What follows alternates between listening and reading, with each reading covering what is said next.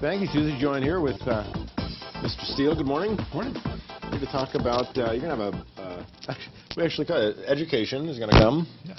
And it's going to be about understanding mold. Yes. Here this, I've actually learned in the last 5 minutes. Say mold and look at me. I know I'm old, but I'm not that old. No, there's a lot of scientific stuff about mold and how it reacts and. Yeah. There's actually, they estimate there's about 100,000 species of mold. And, really? Yes. Wow. And it's been around for thousands of years, but a lot of people don't realize that how toxic it is. I was mentioning to Cam that sometimes if you get 2 species of mold growing on drywall, which is their food source, they try to preserve that, and it basically is like germ warfare. They'll try and kill each other. They put off what is called mycotoxins, and it's just a way that they can try and kill the other guy and keep going. Before you know it, they've. Now, does the health department step in if they find if a home has mold, they can remove those people from their home? Sometimes they do. Okay. Those are in extreme cases. But a lot of times homeowners or businesses just realize I got something going on here. Right. You know, or they might see it. And they go, well, this isn't good. Or sometimes maybe they're just not feeling good. So they'll have an environmentalist come in and do air samples and find out what the mold count is. Some ways that you said that people could find out if they had mold was if they left their home, they went on vacation, per se. Yeah, I just did a job, looked at it Monday in Ione. There was these 2 young girls in their 20s, and they thought, man, I don't feel good. So I asked them, I said, when you leave, do you feel better? And they said yes. So I went down and with a friend of mine, we did an inspection, and they had mold up their drywall 4 to 5 feet in their bedrooms. Oh my And gosh. so, just sometimes you can't find it. Something like that's easy. I mean, it's all over the walls, and I said you need to take care of that. So I believe the property owner is going to come in there and do something.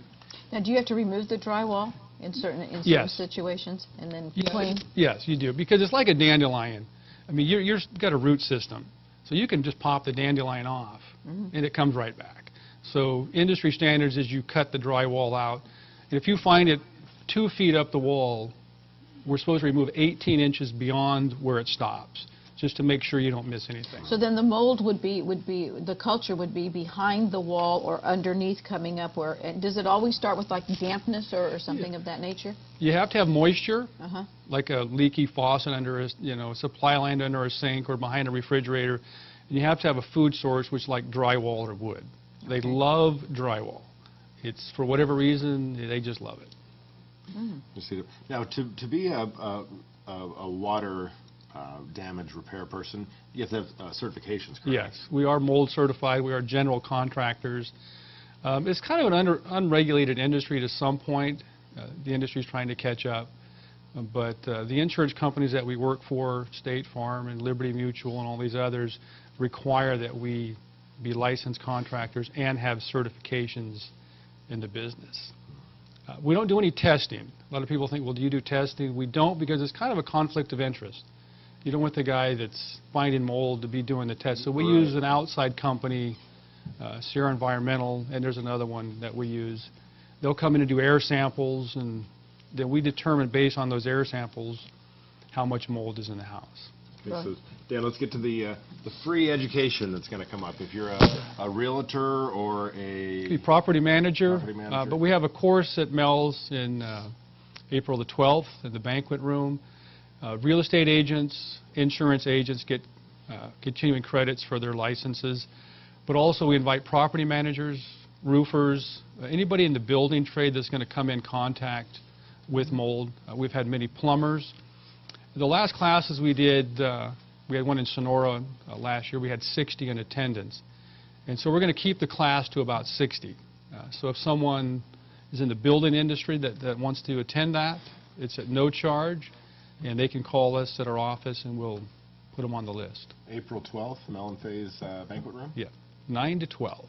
9 to 12. With That's good food afterwards. And I think a lot of people don't understand the ramifications of babies being in things like that. It causes upper respiratory problems that could follow them through the course of their life.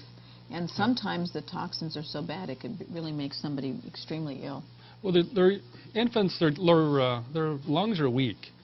And so you don't want to have a young child in a room that's damp Right. and there's mold, and it's just not good. Right. Or pets.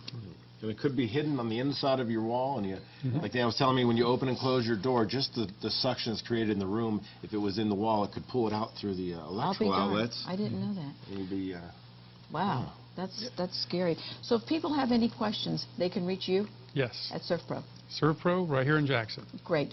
you're going to be hosting the chamber mixer coming up? Yes, next Good. Wednesday, the 9th, from 5:30 to 7:30. We're going to have some pretty good giveaways. A lot of education. If anybody has any questions, we've got all the information right there on site. Now, if somebody wants an inspection, they could just call you? Yeah. You come out and do an inspection? There's no charge. Great. That's right. Good. If you got water damage, you need to call the Man of Steel, is what we're going to There call him you here go. on TSPN. And right. with that, our own Sue Slivick is with the band members from Honeyhawk. So, Sue, take it away.